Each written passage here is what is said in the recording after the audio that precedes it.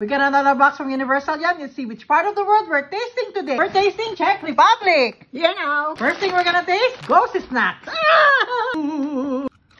It's very airy, lightly salted and cheesy. It reminds me of Clover, the one in the Philippines. 9 out of 10. 10. Quinoa chips, barbecue flavor. It tastes like the barbecue flavor Frito-Lay's twist and Funyuns texture. 8 out of 10.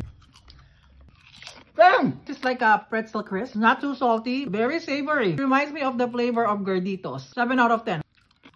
Say something, ma. 10. Honey cake. It looks really dense. It's not dense. Very airy. Custard filling inside. And the chocolate, it reminds me of frosted donut. 10 out of 10 for me. It's 10. Yes, it sticks. Apple cinnamon soft candy. Oh. It's very sweet with the sugar. It's like rubber. It doesn't dissolve. 3 out of 10. 10 minus 9. Let's take a drink. It's sparkling soda.